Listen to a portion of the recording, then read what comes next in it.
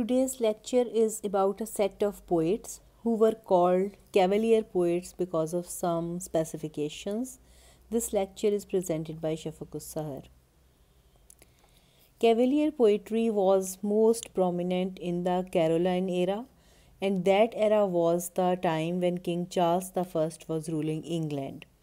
The conflict between the king and the parliament continued to grow. In that period in England, we see that the king wants to be all in all, and the parliament is not ready to give him that right. So there was always a conflict and a tussle, and the problems kept occurring. Parliament no longer accepted the divine right of kings. Parliament announced that they do not believe that any human being has been given a right by God to be their king and do all the decisions. Particularly with regard to foreign policy, they were not happy with the foreign policy of Charles I, especially they wanted to have their own say into the foreign affairs. He did not have parliamentary support because he took a Catholic wife amidst the ongoing conflicts between Protestants and Catholics and Puritans and Anglicans. In England, there were many sects at that time, sects of Christianity, mainly Protestants and Catholics. There were, and then the subsects of Protestants like Puritans and Anglicans. The king was not supported by parliament because he had taken a wife who was a Catholic. And because of that, the parliament was not happy with them because mostly the parliament consisted of the Protestant people. They did not like him to marry the sister of French king, Queen Henrietta, who was a Catholic. Tensions escalate, a civil war breaks out. Oliver Cromwell launches a trial against Charles and he is actually beheaded in 1649. Tension was rising. Finally, England was in a civil war. Civil war is a war that is fought inside a country by two groups or more than two groups. In that civil war, on one side there were the army of King Charles I, and on the second side there was an army made by the parliamentarians. Those armies were extremely contrast in their outfits, their style, their way of thinking and everything, and we shall discuss it further on.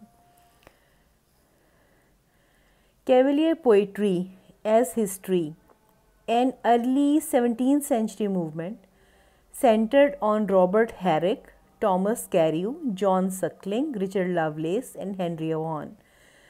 Now, what is a cavalier? Cavalier is a person who is traditionally a soldier or an officer, and the soldier or officer who is on horseback riding a horse, that was called a cavalier. But now we see that all the people who were in the favor of King Charles I were called cavaliers, and all those people who were in the favor of parliament, they were called the roundheads. There was a very great difference between the two sets of people, and we shall discuss it by showing some pictures.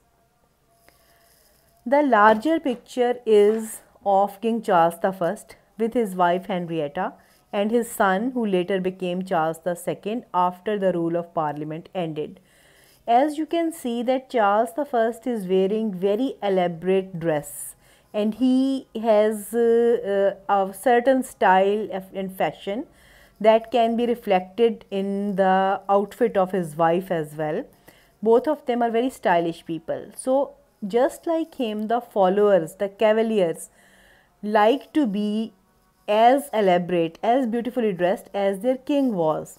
And the other two pictures show two of the cavaliers, and we can see that they are wearing very sharp colors and very good quality fabrics, and their hair are curled and long, and they look very fashionable and very stylish.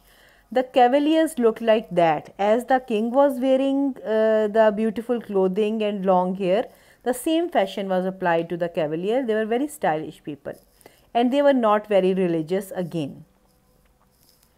This is the picture. The colored one shows General Oliver Cromwell. Cromwell mostly wore black.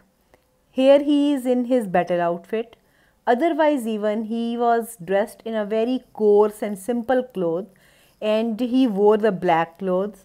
The wide, beautiful, fashionable hats were not for them. The people who followed him, the army of Cromwell, was generally called Roundheads. Roundhead term came from their hats.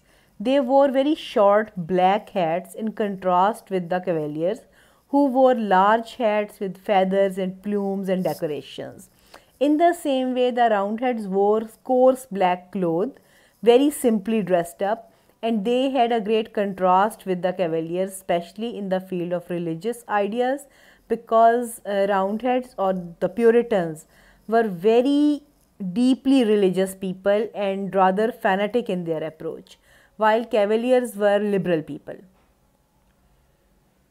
Cavalier poetry had some values. They accepted the ideal of the Renaissance gentleman.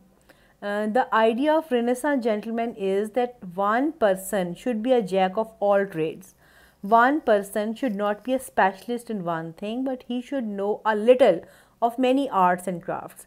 Like he should be a man who is a good lover, he is a great soldier, he is a man of affairs as well, he should play some music too, and he should be a poet as well. But they rejected the idea of Christianity that that person should not be very religious. Cavalier poets were considered heretics by the Puritans. Puritans, Roundheads, or the people who were following Oliver Cromwell did not like Cavaliers, and they called them heretics or kafir. They believed that those people who are under Charles I are not very religious and they will go to hell. Cavalier poetry in definition is that it is a light-hearted poetry, light-hearted, witty, and very polished and very carefully written. And mostly it was written by the men who were the courtiers or were the darbari of Charles I. The term Cavalier poets is used to denote a group of poets closely associated with the court of Charles I. Best representatives are Robert Herrick, Thomas Carew, and Richard Lovelace. Sometimes we call Andrew Marvell a poet who is also with Cavaliers, and sometimes we count him in metaphysical poets. They were also known as sons of Ben because they passed most of their time with the critic Ben Jonson, and Ben Jonson was also a writer, and his poetry was followed by Cavalier poets. So he was like a father figure or a mentor to them. Cavalier poetry has certain qualities. Their primary purpose was to entertain the people, and they want to write in the vein of carpe diem.